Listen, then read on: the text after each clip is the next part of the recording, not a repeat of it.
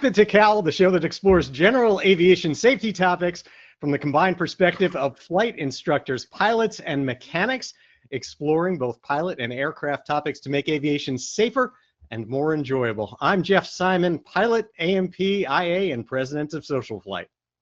And I'm Brian Schiff. I'm ATP flight instructor, active flight instructor with a gold seal for 40 years now. Been actively teaching. Brian, what were you holding up there? Come on, man. I'm holding up my book that I just got, MOSAIC for Dummies. Who wrote that? It's for Brian and Jeff. It's specifically tailored for Brian and Jeff. Also, I want you to know that I printed the MOSAIC in case we need to refer to the rules. I've got them right here. Yeah, that's the condensed form, right? That's all done. Yes, condensed. Like you did that in like 8-point font. Yeah, it's the attachment to the book MOSAIC for Dummies. Well, those welcome everybody. I got to tell you, those for dummy books didn't even help me. So we need a different book for you, my friend. I know. Well, welcome everybody, and thank you for joining us for this show where we are going to tackle what Brian mentioned there, which is MOSAIC, the new regulations that have come out of the FAA, and I'd like to kind of level set here because they govern a couple different things that are in a way unrelated. MOSAIC, as my very good friend Rick Perry over at the Aviation Electronics Association describes it, is a kaleidoscope of regulations that the only thing they have in common in some cases is the fact you can clip them together the way that Brian did when you print them all out. They just happen to get signed at the same time. And so what I'd like to make sure that everyone understands as we go through the evening is we're going to be talking about two different sets of regulations that in some cases are not directly related and in others are almost opposing. And that is the sport pilot regulations, which are very, very important to people who want the ability to fly with a license, a driver's license, and with a FAA license that is different than a private pilot certificate. And then totally separate from that is the LSA, the Light Sport Aircraft Regulations, which govern the aircraft themselves that you're going to see coming to an airport near you. So that's kind of our baseline. So Brian, well, MOSAIC stands for Modernization of Special Airworthiness Certification, but that's not all that's in the whole rule, like you said. That's what it stands for. The modernization of something, the light sports stuff. and yet it covers so much more. yeah, exactly. Well, let's start on the sport pilot side of things, Brian. So if you could just explain first to folks here a little bit about what exactly a sport pilot is. I mean, so many of us are used to the concepts of your basic private pilot certificate, which can then have ratings and all of the things associated with it, and you can then progress to commercial pilot and all the other things. Sport pilot, that almost sounds like something from the past that we almost forgot about. Yeah, it's a way to learn how to fly and make it a little bit cheaper, reduce the amount of training required, with a caveat, I want to say it, reduce the minimum amount of training, in other words, training required by the regulations. It doesn't mean that you will finish your training in that amount of time. So a private pilot needs 40 hours to get a private pilot certificate. A light sport pilot needs 20 hours required, for example. You're not going to probably get your certificate in 20 hours of training and 5 hours of solo time. I have found the 40-hour mark, the way that I teach, often is tough to make. And quite often my students will average 55 to 65 hours to get a private pilot. I know that EAA has a course that I believe I read they can actually get people through the light sport in about 35 hours because it's really hyper-focused on those things, and you can take out a lot of the training that if you're not going to fly a great distance, you're not going to fly up high, you're not going to fly higher, more complex airplanes, then you can do less training and they reduce the requirements. So basically a light sport aircraft certificate, pilot certificate, it just is an easier way to get into the air. But before the MOSAIC, it had to be one of these tiny little airplanes that weighed less than, what was it, 16 or 1,320 pounds. Yeah. And that's so that if you hit a building or anything, it'll just bounce off of it. right? I don't know why they made it so That's the light. theory. You can only hurt yourself. Is that the plan? Yeah. I have flown. Have you flown a light sport aircraft? I have. I've flown several light sport aircraft. Now, with the exception of the Piper Cub and little things like that, I got into like the Sports Star, I think is one of them I've flown. I've flown a couple, and I got to be honest with you, 172 is a lot easier to fly than those little things. Are really squirrely. The switches are so tiny that you're like, okay, landing light on, and you're, oh, I broke the switch off. Oh, come on, play nice, man. Well, they're just play nice. You're right. They fly differently. We can talk a little bit later. They maintain differently. There are a number of other different factors, but you know, at its core, you're dealing with a lighter aircraft that's less expensive to build, and in many cases, you wind up with a lower, wing loading on that, which basically means that because it's so light, the wind has a much greater effect on it than you would with a heavier aircraft with a pretty high wing loading, and that's one of the factors that translates into how you feel when you fly the plane. Right, and they do feel a little bit squirrely to me. It's like they were not as solid, just a little more squirrely, a little harder to maintain directional control on takeoff and landing and taxiing. Some of them, and I haven't flown them all. There may be some that are better than others. I just always, you're always going to get that. I want to redirect back to that idea of what the license itself does, and because one of the other things that I'd like your thoughts on, I've thought of it as if you look at aviation and the regulations, we've always been trying to accommodate the lifespan of a pilot and what their flying career, let's say, really is, their flying journey, if they're not a professional pilot, and we didn't used to really have a means to do that, meaning people are young, they're healthy, they don't have to worry about anything, they're little supermen and superwomen flying around, and that they don't think about it. What's involved in getting a medical? What aircraft can I fly? Things like that. And then we're now, as an industry, looking not just at how easy it is to get people into the cockpit, how to expand aviation, but how we can actually accommodate people as they start to come back down from the peak of their flying and what they're looking to do, which kind of, may not sound great, but it's a reality. We get to a certain point and then we start deciding that we want to cut back a little bit and have fewer regulations. And the basic med regulation, which has nothing to do with MOSAIC, helped accommodate that. But I also think that Sport Pilot is a landing spot for pilots as they decide they don't want to be part of the medical process anymore. Right, and so that was the other part of it, is that you don't, other than the easier to get the certificate, less time, less to be trained, less training required, but you don't have to have a medical to be a light sport pilot, and that's where what you're getting at. So yes, I fully believe that, and basically the gist of it is, if you can drive a car, you should be able to drive an airplane. So you have to have a driver's license. So if you're certified or licensed to drive a car, you can pass the test to drive a car, which is that standardized enough? I don't know. But the theory is that if you can drive a car, you can fly an airplane. You're not going to be doing it professionally. You're not going to be doing it for hire. You don't need to fly at night because you can't do that. You don't need to fly IFR, and you don't need to fly really high. So there are, I think, the two ends of the spectrum for that. There's the pilots that just want to do it for fun and fly locally. And then there's the pilots who have flown professionally and they just want to come down to the end of their career. And it was that I might retire from my professional flying job, and now I'm still worried about getting my medical. Well, here I don't have to. So I could still keep flying a little airplane without worrying about a medical, because obviously later in life you're more worried about and have more complications with your medical. Yeah, and you don't have to deal with basic med, because basic med is directed towards certified pilots that way, regular private pilots. And although, as you mentioned, there's kind of a double side to it. When you start only using a driver's license, you don't even have to fill out basic med. Because I've got to tell you, I had a grandparent many years ago living in Florida. I remember something about them getting just mailed their driver's license renewal, and we were looking at each other like, they're blind.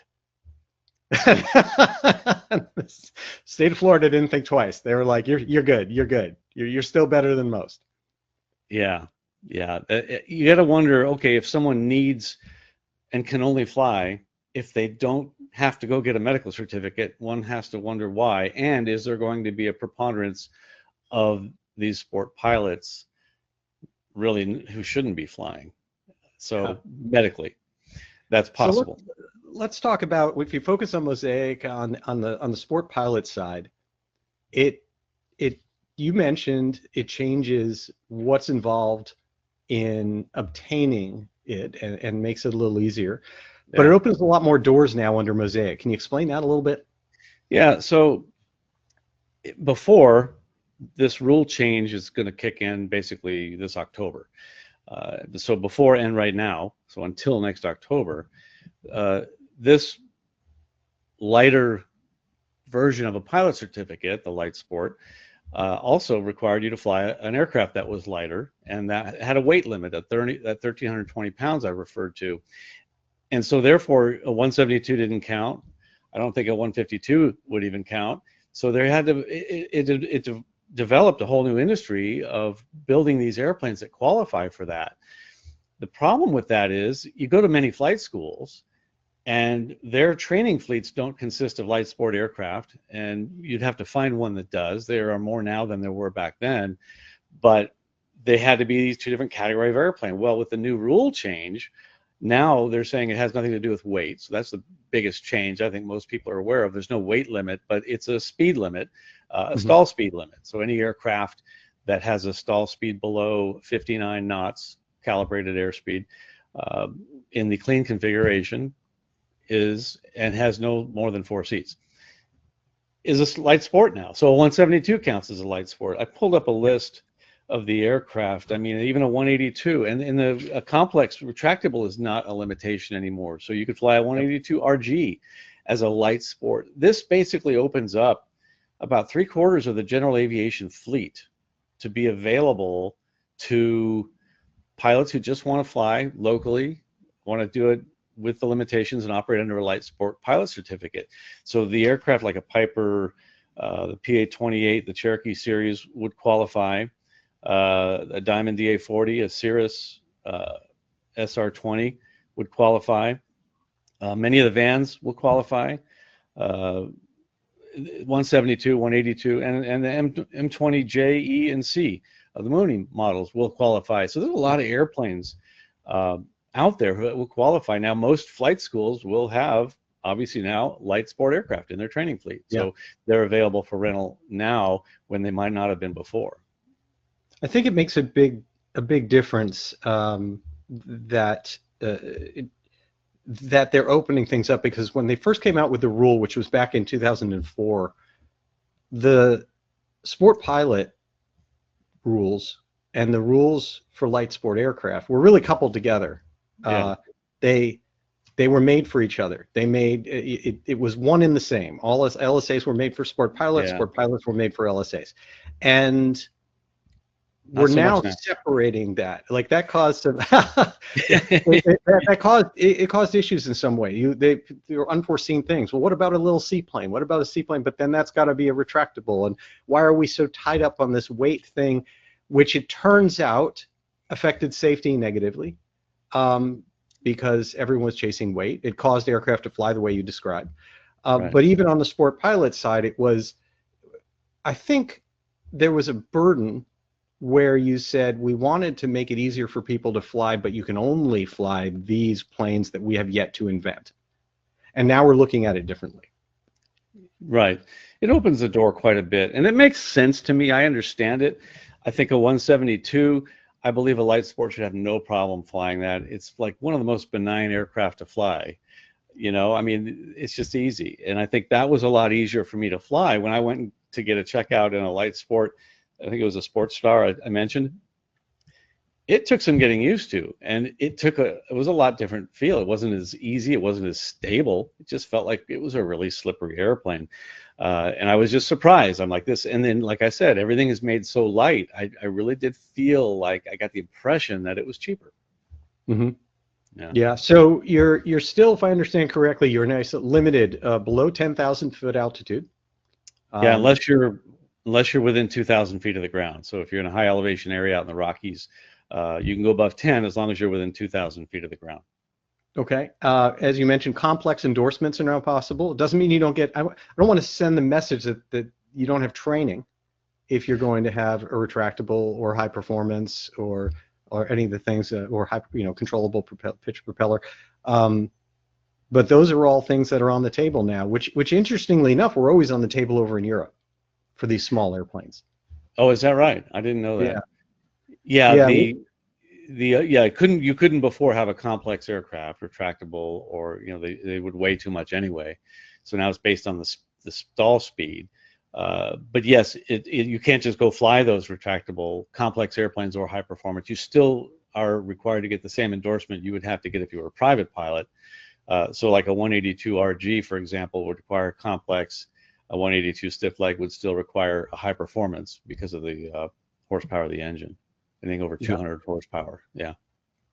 Well, so those regulations and that training certainly exist, but again, as we mentioned, there's this difference between what it used to be and now what we're actually trying to accomplish. And I'd mentioned Europe.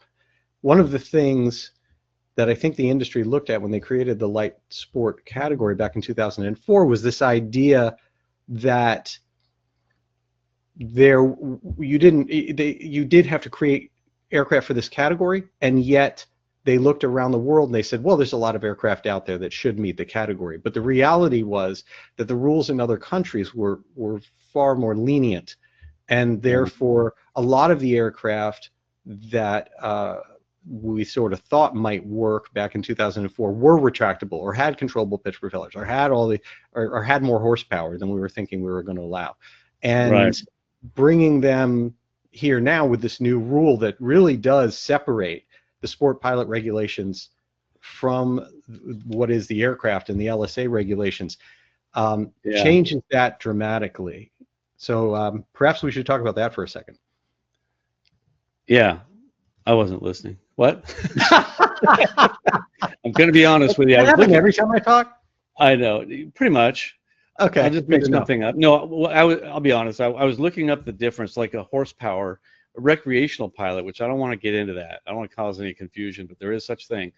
That has a horsepower limit, and I was looking that up. It was 180 horsepower and 4 seats for recreational pilot. There is no horsepower limit for now for the new light sport or weight limit. It's just the stall speed. That's right. Stall speed 59 knots. So anyway, what were you asking? Absolutely. Oh, right. Okay. Nice. Thanks for joining. Yeah. So anyway, I think there is some confusion on what it really means when we start talking about what's changing. And I think one of the ways to view it, and Rick talks about this, Rick Perry I mentioned earlier, talks about this quite a bit, is the idea of, and it's official, of Generation 1 light sport aircraft, which is from back in 2004, and what is now coming, and that is Generation 2 LSAs. And these new rules are allowing for the creation of aircraft that will meet all of these regulations the way you described. And there's a key difference, right? All the aircraft that we think about today that you mentioned, 172s, 182s, everything, the whole entire spectrum, they are certified aircraft by the FAA. And there are guidelines in terms of maintenance, in terms of certification, operation, you name it, all very, very specific to FAA certified aircraft. Light sport aircraft are a different breed. They are not certified by the FAA. They are approved to an industry standard, to a consensus of industry, a working committee through ASTM. And therefore, the manufacturer meets that industry consensus standard, and they can then, they might call it that they certified it, but it really was accepted, and they start shipping planes. And now they're going to be able to make a whole new breed of aircraft less expensively that kind of competes with this massive fleet of certified aircraft of 172s, 182s, everything else. We can make brand new planes now much less expensive in terms of a certification process than we ever used to. And I think that's one of the biggest things to understand about that. Yeah, so it's the separate part of the equation, the pilots, then there's the airplanes. Now the airplanes can be used for getting your private pilot certificate, right? And your Yes, instrument absolutely. rating. So it's basically, like you said, it is opening the door to some possibilities and I would say unshackling the manufacturers from the FAA certification process. Now, is that a good thing? I think now you said the industry has these standards, so there's Joe pilot, not mechanic like me, who's not familiar with those standards. Have you looked at them, and what do you feel about them? Well, I'm not an expert in those standards. I've looked at some of them, but I think that they are generally performance based. And you know, when you live within a regulatory environment that basically started just after the Wright brothers, there's going to be a lot of challenges to making old regulations meet new technology. Yeah. And that is a problem that unmanned aircraft systems right now and urban air mobility, where they're looking at just shuttling people around cities, and electric aircraft is a perfect example. All of a sudden it was like, how in the world do we certify this? And people were trying to apply rules, regulations, and testing that applied to a regular piston aircraft. It was a mess, and they're only now starting to clean it up. Well, we don't have to worry about that. That now is this industry standard of what the Generation 2 light sport aircraft are. And one of the things I want to point out, though, is this is where we have to think so separately about the sport pilot side of it, the privileges, which, as you mentioned, say, I can fly all these legacy aircraft that exist, the 172s, right, 152s, 182s. That has nothing to do with when we say we're going to start certifying new planes as an LSA that are going to weigh a lot more and have a lot more power and retractable gear and do all these wonderful things and involve a lot less FAA involvement in making it to market. That's a whole different thing. Yeah, and it surprises me that the FAA gave that up, but I'm very proud of them for doing so. I think it's a good thing. I'm happy about it. I'm apprehensive about the certification process, and I want to see these airplanes that come out. I think that the stall speed limit and the 4 seats keeps us in check. The stall speed limit is going to keep us from making, you know, like something huge, like a Ford Trimotor with 4 seats that will stall at 58 knots.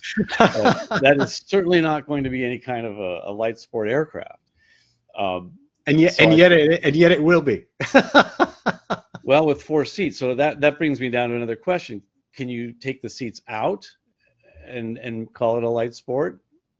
You know, that topic has come up in different areas when it talks about basic med regulations, when it talks about other things, and the answer is no, because here's the big kicker here that some people get a little bit hung up on. You cannot downgrade an aircraft.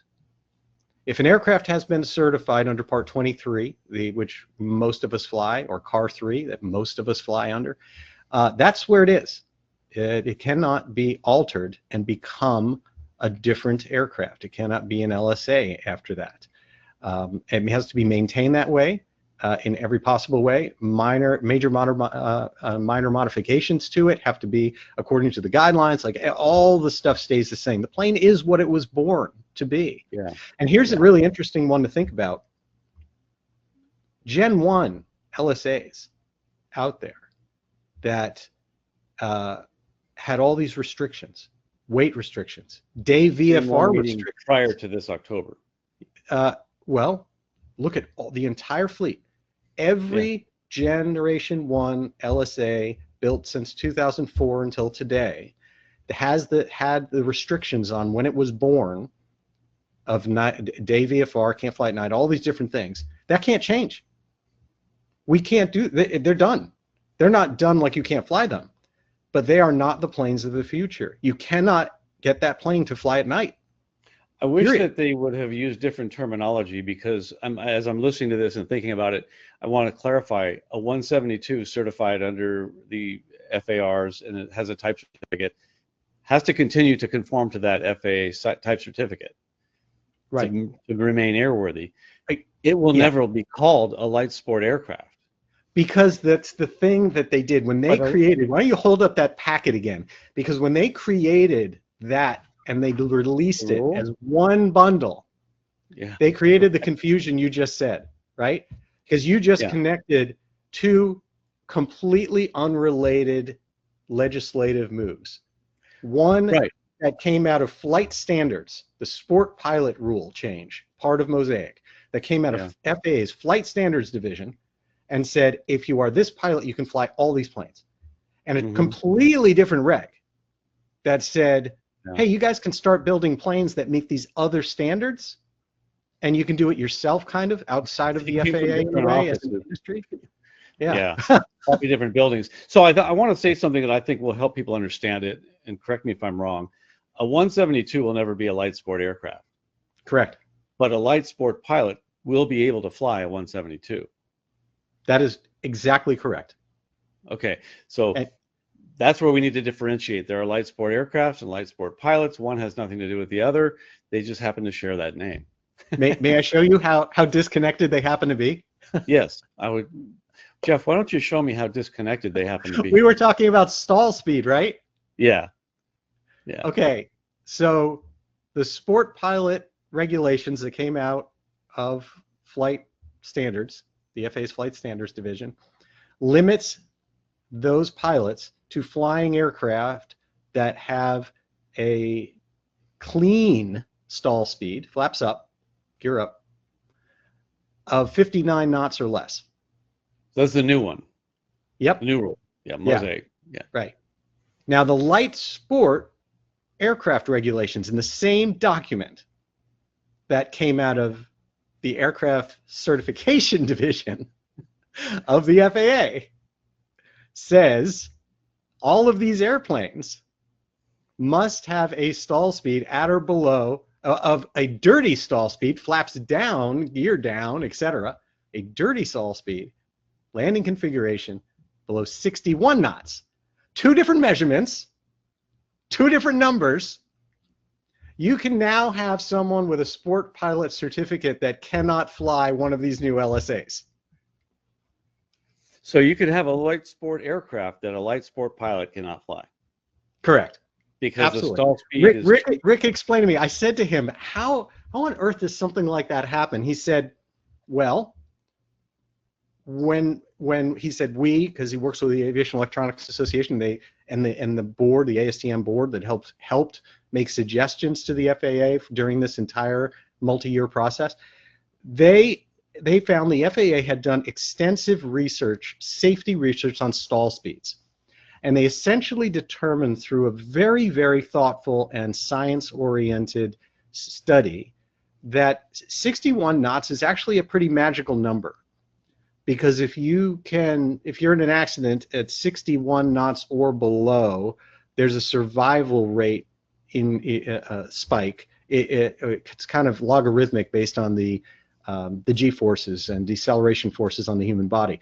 And they basically said there's science behind this. 61 knots, if you can get down to 61 knots before you stall, the survivability really goes up quite a bit. And so they said, well, you guys, they meaning Rick and the industry, you guys are writing a rule, and you did this study yourself, and you came up with all this safety data, and therefore you should use it. And so the FAA listened, and they used it for half the rule. They applied it directly to the certification of the aircraft, and they didn't pay any attention to it when they applied it to the sport pilot side. And it's not just 2 knots difference. It's more than 2 knots difference, because the 59 knots is the stall speed in the clean configuration. The 61 knots is the stall speed in the landing configuration. I was taking notes as you were saying it, and maybe this will help for the aircraft and the pilot certification. The pilot can't fly something that stalls at a greater speed than 59 knots calibrated in the clean configuration maximum. The aircraft, to be certified as a light sport, cannot have a stall speed above 61 knots in the landing configuration. Did I say landing before? In the clean configuration for pilot, and the landing configuration for the aircraft. You don't like it when I say dirty. Okay, I'm going to call it landing. Okay, That's the right dirty, way. clean and dirty. Yeah, so the pilot's clean, the aircraft is dirty. That's usually the case when I go flying too. But it's true, and you know, one of the things that's so difficult when you use different metrics like that is there's a big difference between the landing configuration speed when an aircraft will stall and the clean configuration speed when you're in cruise. It's a very big difference, and so they make it look like it's 2 knots there, and that's not Right. accurate. Right, let's say it's 5 knots difference. We've got a 7 knot difference between these. If they'd have just made everything 59 knots, I understand that probably would have inhibited the manufacture of these new aircraft in some way. I think there was a magic number in there. That's probably why they did that. But if 61 knots was safe for a crash speed, 59 knots certainly would be safer. Yeah. And so what you've got now, it's good. Anytime we make progress legislatively, I think it's good. The good will come of it. However, you do have a bit of a mess, because we have these Generation 1 LSAs that, by the way, don't say Generation 1 on them, don't say Generation 1 on their paperwork. And the only thing that identifies them, even to a mechanic like myself, is their date of birth. The date that's actually on their certificate as it came from the manufacturer. That's the regulations that they have to meet, and the rules that you apply as to what you're allowed to do and what maintenance you do and all these things on those. And then you have the next one that now is legal as we speak, and that is this Generation 2 that can be made to all these different standards. And again, you can't convert. You can't switch from one to the other. And it's kind of interesting. And there's another interesting point from a maintenance and a manufacturer standpoint, and that is with the certified world that we all fly these standard aircraft. You fly the Citabria, I fly Bonanza, we've got all these things. That's a mature environment. We know that we can do supplemental type certificates where we can modify an aircraft. Mm-hmm. We know exactly what the regulations and rules are around what are standard practices for maintaining those aircraft. How does a mechanic determine what repair is acceptable and what are standard techniques? It's all part of that world of certified aircraft.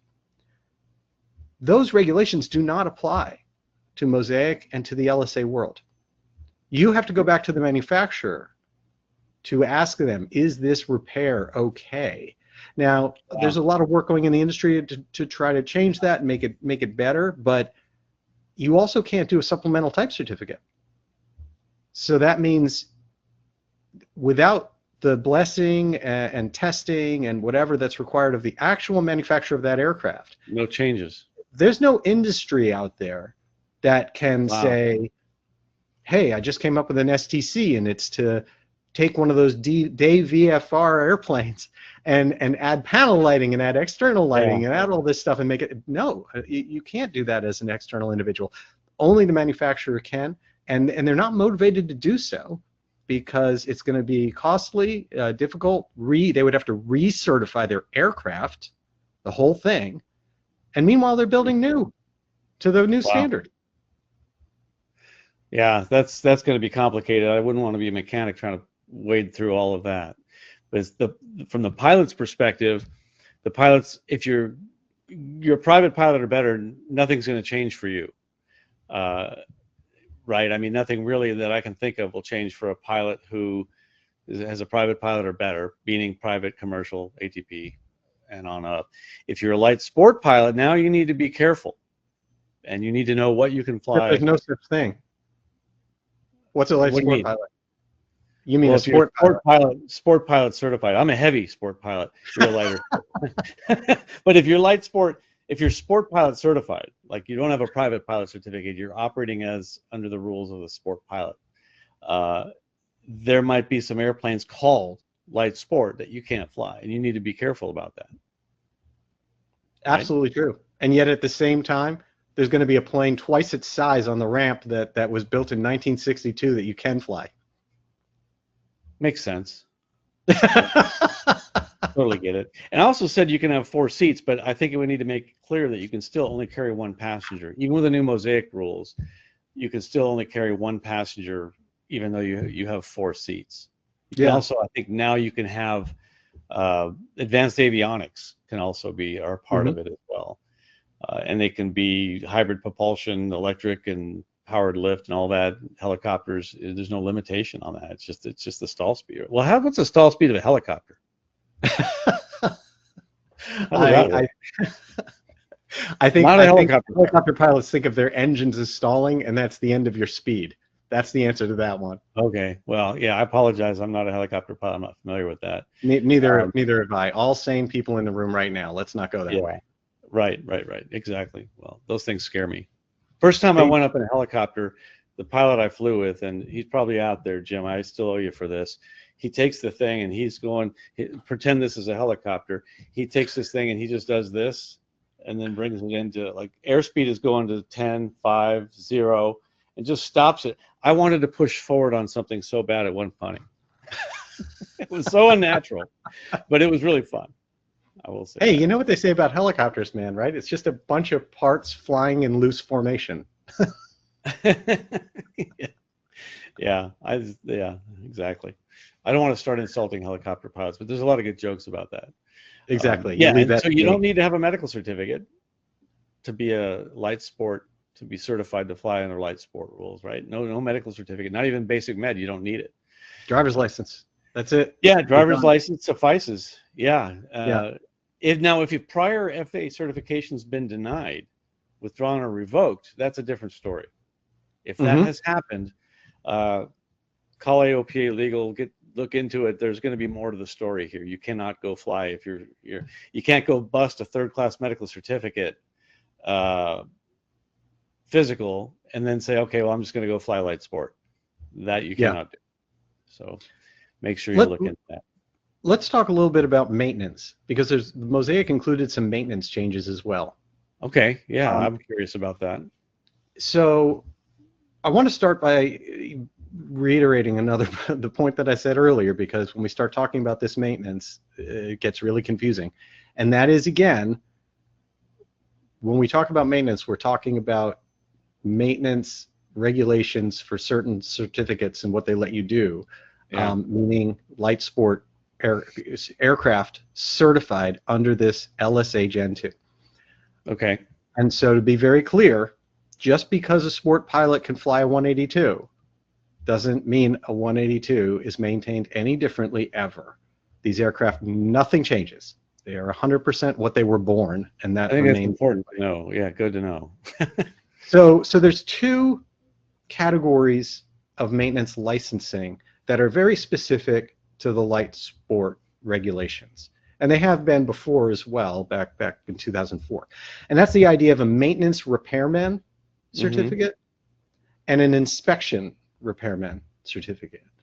And it's probably a little bit different when you think about in the certified world, right? I'm an airframe and power plant mechanic, and I have an inspection authorization. And in that world, the IA, the inspection authorization, is a much a greater level of responsibility, qualification, etc., because you're doing inspections. And so you have to be an A&P first. You can work on planes, and then it's above that level to be able to do inspections. So well, with the light sport, what's that? Light sport. There's a light sport mechanic. Is that what you're telling me? It's called a light LSA maintenance repairman. Yeah. Oh my gosh. Yeah. Okay. And I didn't know that. Okay. Well, reverse 21 years and read the rule, and then we'll go. So. Well, okay. Then you got an inspection. It never applied to me. That's why I don't want to waste the very limited brain power I have on things that don't apply. That's why. I'm the same way, man. As I get to the far end of my career here, I'm going to downgrade, like you said, and I want to know what mechanics I'm going to be working with here. And that's where this comes in. So they created this rule of maintenance repairman. That's one thing. And then they created something that's inspection repairman. And it was the opposite. The idea of the inspection side of it is that you, as the owner of that plane, could train and be qualified to do the inspection only of your aircraft. And it's not an annual inspection, it's a condition inspection. It's not even named the same thing. It still happens once a year, but it's a condition inspection. And we're trying to make the aircraft more accessible, more affordable, and it was sort of like we believe in you enough that you can be trained to take care of your own plane and do this certification on it. The maintenance side is more similar to an FAA airframe and power plant mechanic, to a different standard, to I mean, arguably lower standards. And that is to say we are going to do much more extensive training, and we're going to certify someone who can then maintain LSA aircraft. And that includes regular produced by companies, light sport aircraft. It includes experimental LSAs. I don't want to get too much into those other categories, which are very, it can be kind of messy, and experimental amateur built aircraft, which are all the ones that we're doing. It's this guy right behind me, and this Mustang we're building in the house. It is the Vans aircraft out there, you name it, all the slings, everything that's out there. And so it was like, we can create and train people to have this license where it's commercial, where other people can bring their aircraft to them and they can work on them, but yet they cannot work, that person licensed that way cannot work on that 172, that Piper, that Bonanza, that King Air, because that other license that I have and so many others have out there is really extensive, and it does allow you, I'm legal with the proper training to work on a 747. I mean, it's a whole different kind of... going the other way, can AMP or IA work on a light sport? Absolutely. Yep. We are allowed to work on, well, basically anything that flies, with legal caveats associated with that are in our governing regulations, which protect the quality of our work and the education, because they have all these guidelines which include you can't do any task that you're not trained for. So it's the same for pilot. If you're a private pilot, you can fly the light sport and go downgrade to that, but as a light sport pilot, you can't go up and fly something that's exactly bigger and not a light sport. Exactly. Yeah. So it allows you to do that. And what MOSAIC also did is they gave this downward authority where now you can branch out and be able to inspect an aircraft, even as kind of the owner side, that is at or below kind of the level of what you're trained for. So if you're trained for like one model, but like there's a lower model of your aircraft make and model, they just cleaned it up. So now you can still do that, even as an owner, even as the inspector. So they made things a little bit better that way, and I think that's going to help it as well, because there's a real maintenance crisis in our country. There's not enough AMP mechanics. There's not enough IA inspectors. And the idea that facilities can pop up now more and more, and we're encouraging that only work on aircraft qualified under the LSA. They were certified. They were accepted by the industry under those industry standards. You're going to see that. You're going to see more and more of that, of shops where they can take anything that's an LSA, but they cannot work on an 152. It's interesting. So I think that's great. What are you seeing, like are you seeing in the manufacturing looking forward now that the MOSAIC's out? Are there a lot of manufacturers going, woohoo, I'm going to start making this, this, and this, and make all these light sport aircraft? I would think there would be. It would be more profitable, wouldn't it? Yeah, I think Oshkosh next year, AirVenture 2026, is going to be really exciting. We are going to see two types of things that are going to be really, really exciting to see. One, we're going to see the same manufacturers that we've always seen in that space, but the handcuffs are off. And now the areas that they have been saving weight and restricting themselves for honestly no good reason, they're freed from. And so you're going to see more beautiful, more well-equipped, more safer planes. It's just going to expand dramatically. Well, that's exciting, and I think it's also going to bring the aircraft ownership down to a lot more people who otherwise wouldn't have been able to do it. Yep. And yeah. In my retirement, next year at Oshkosh, I may see my retirement aircraft. Are you retiring next year? I got 7 years to go. As long as I'm having fun, I'm going to keep doing it. But and I keep having fun, so I'll be doing it. But I see the light on the end of the tunnel. I like Hopefully, it's that. not a I like train. that. Well, here's the second thing we're going to see next year at AirVenture,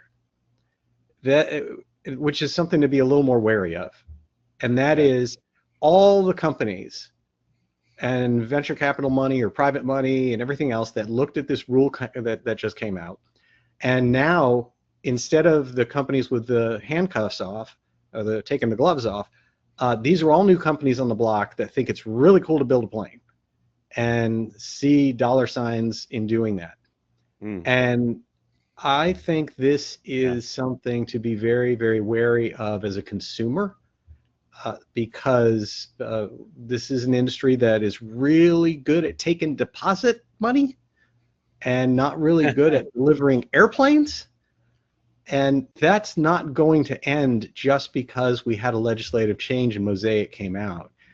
So sort of caveat emptor, buyer Yeah. beware of what comes next with this, and be careful of the really, really pretty looking prototype or model or mock-up that shows up out there with Cirrus awesome jet comes to brochures. mind. Yeah, what's that? The Cirrus jet comes to mind. That one came out. Come on. No, I know it came out, but how many people signed up for it and put deposits down? And I know there was a big issue with that. I remember. I'll give everyone a little bit of peek. I've got an office right that way, and there's a very special section of the shelf that I really love, and it is a collection of brochures from going to AirVenture for decades. And anytime that I saw a plane that looked great in most cases, not in all, but my spidey sense said, no, this is not going to work. Yeah. I always gathered the brochure of it, the little dream packet, and I brought it home, and they're all there. They're all there on one section. It makes for some amazing reading Oh, I of can what's imagine. going to Remember the change the flying world. car? Oh, there's a lot of flying cars on my shelf. Yeah, Yes, I you're bet. right. There's a lot I of bet. flying cars on the shelf. There's a lot of single engine jets on the shelf when we thought that the VLJs, the very light jet revolution, was going to darken the skies. Yeah. Um, there's a lot of urban air mobility ones and personal. I love that one. Personal aircraft where it looks like a jet ski and you just hop in and well, we'll see. But anyway, I suspect I'm going to need some more space on my shelf, and I'm hoping that for all of you in the audience, that all your dreams come true. That's what I wish for you, and your deposit money does not go away.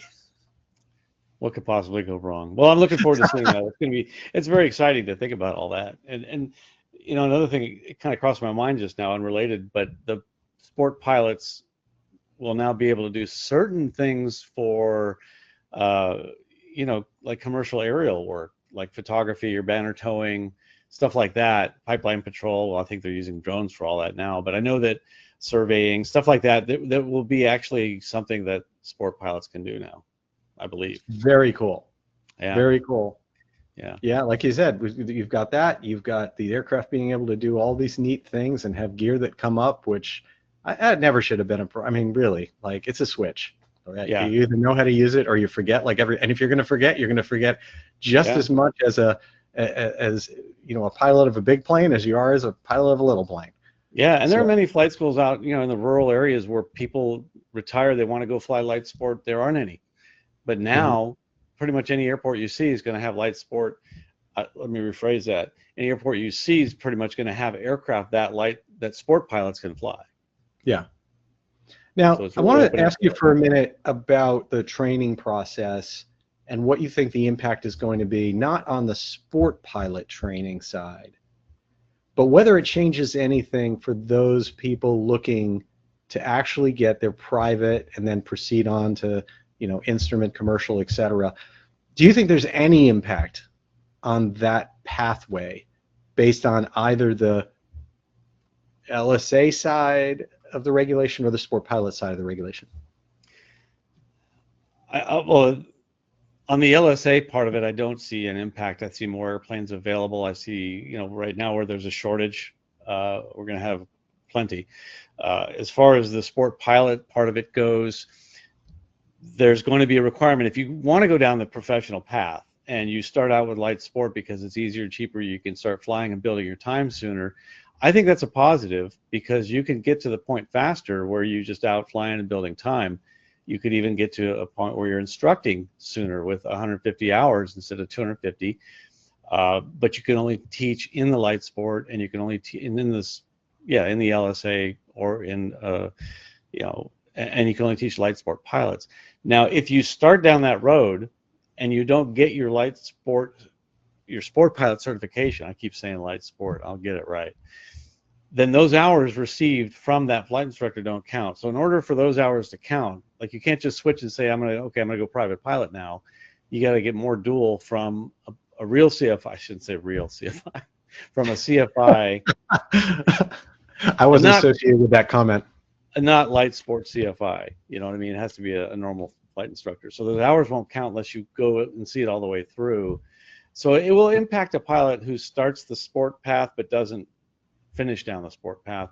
But if you go down the sport path, finish it, you can start flying earlier, solo, you can start taking trips, you can start doing things.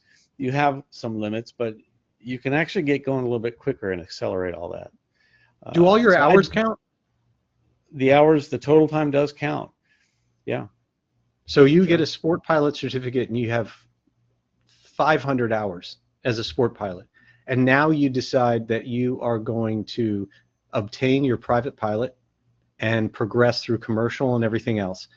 You've got 500 hours. You do have 500 hours. Now, there are certain things that you're going to have to get that say, well, it has to be with an approved instructor, with an authorized instructor. Those hours will need to be with an authorized instructor. So the dual, the complex time requirement, those things are still going to come into play. So there's some specialty hours that you have, some nighttime, you know, when you're talking about getting your ATP and things like that. But for total time purposes, yeah, those hours count. So I think it's an easier way to get started in the whole process. But I caution somebody for going through that process without a medical. If somebody wants to be a career pilot, I would like to see them go out and get a first-class medical certificate first before they spend all kinds of money, become a sport pilot, say, okay, I'm going to get my private pilot or commercial, and then they go for a first or second or third class medical certificate and fail.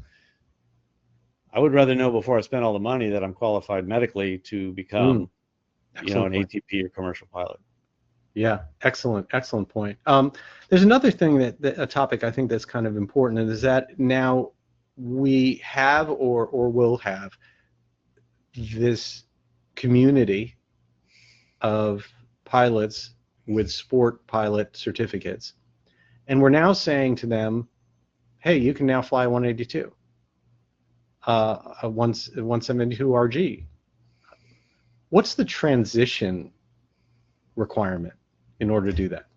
The transition requirement is the same as it would be for a private pilot who wants to go now fly a 182.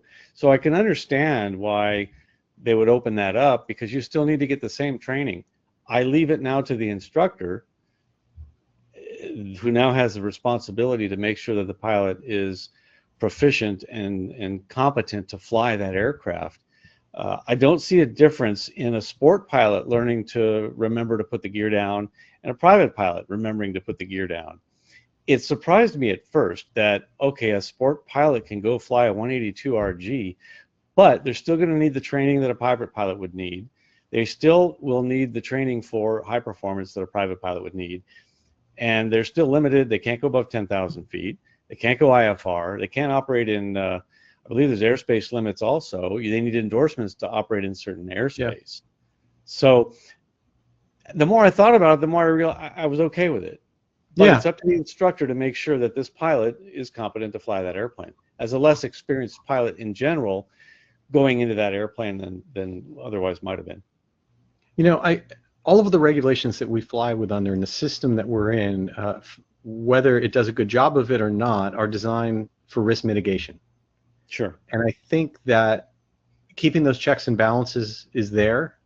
I think that things like the 10,000 foot limit, they're looking at that, and I've had people ask, well, that doesn't make sense. What's the point of that? And the answer is, well, the point of that's medical. The point of that is we have said you can fly only on a driver's license. Right. And therefore, if you're not having any medical professional attest to anything about your health, we're concerned about you above an altitude where we start approaching oxygen needs. Same thing with at night. There's logic to some of this. Right, and same at night. That's why the night limitation too. No one's tested your night vision. We don't know, can you see in low light? How are you, how is your vision going to be in low light conditions? And it also sort of alleviates that training. I think the safety record, which as I got to think about, while it's easy to be critical of pilots being certified with less, they're also prohibited from doing a lot of the stupid pilot tricks that those of us have private commercial and ATPs have. Well, I got an instrument rating, I'll go.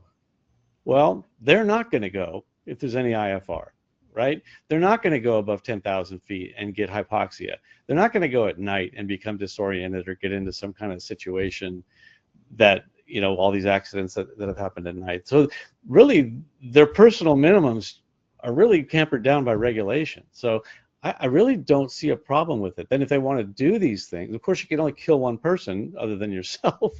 So that there's the risk mitigation again.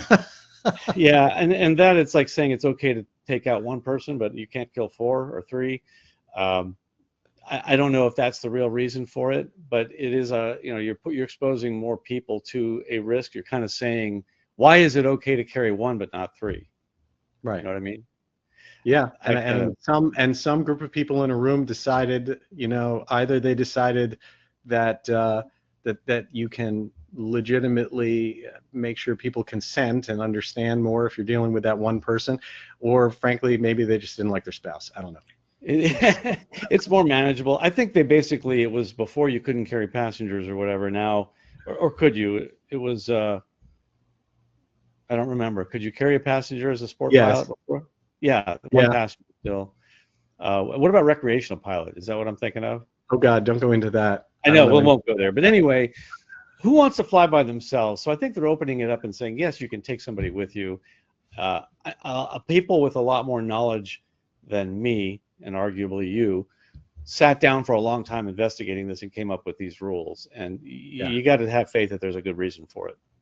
Yep. Absolutely, and you have a means of progressing out of that. When we're talking about the sport pilot side, when we're talking about the individual side, if you really start butting up against those things, go get your basic med, go get your first medical, step yourself up. I'm interested in seeing if there are enough instructors to teach like this. I would like people to write in and say if there's been an instructor problem with this. Being on the NAFI board, I'm interested in that aspect of it because I haven't heard a whole lot about it. Yeah, it'll be very, very interesting to see, without a doubt. Well, Brian, somehow we managed to work our way through, and another hour ran away on us. I don't know how this happens. It's great. Do better next time? Yeah, do better next time. Well, I'm excited about some topics that we got coming up. I think you and I discussed earlier today about breaking the rules and what happens if I have to break the rule. And I think that is a fantastic conversation for us to have. We're going to do that soon, I hope. We will. We've got a lot of really, really cool shows coming up. And one of them will be exactly that, which is breaking the rules for safety. Mm-hmm. Understanding what the consequences are when you break rules that are out there, be that rules having to do with everything from consequences with airspace and not listening to controllers, or declaring an emergency, or things that have to. I had basically encountered a minor emergency flying over Canadian airspace. Wasn't sure if I was going to have an unscheduled landing and deal with immigration and customs without proper planning. All those types of things. We're going to talk about what are the consequences of that, so you don't fear them. Right, so given the authority to break any rule. Yeah. Most people won't take that authority because they're afraid. Yes. So we'll talk about that. Before we get launched on another hour, we're going to do that another show. Yeah, okay, we'll do that. You, my friend, have a show coming up in 2 days on September 11th, the Schiff show. Tell us about that. Yes, September 11th, the date that will always make me shudder when I think about it. I will describe my experience when I was flying to New York on September 11th, but that's not what the show's about. We're going to talk about an accident the day the music died.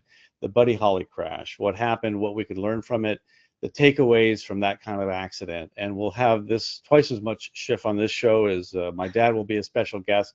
So look forward to seeing you guys. Yeah, join us Thursday night. What? A truly Schiff-filled show. I love that. This show will truly be full of Schiff this Thursday night, September 11th. Learn my 9/11 story. I'll tell that briefly, but then we'll jump into the day the music died, what we can learn from it.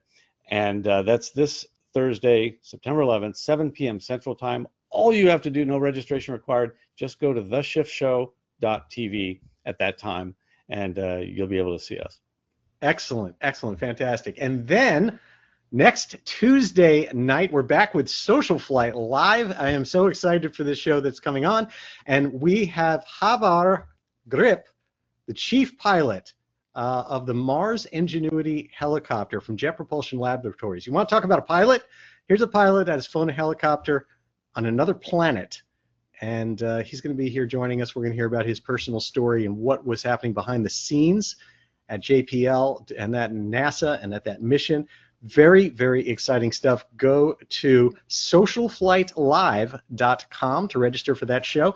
It's definitely going to be a lot of fun. We're then off the week after that. And then on Tuesday, September 16th, September 30th, Tuesday, September 30th, we are here with the absolute most amazing human being, and that is astronaut Hoot Gibson.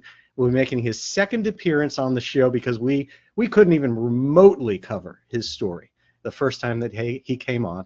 Hoot Gibson's going to join us. We're going to talk about his test pilot flying history, air racing. He was, one of the most amazing air racers in history, building aircraft, all that kind of stuff. It's really going to be a special show, so I hope we'll see you all there. That's awesome. Those both sound very exciting.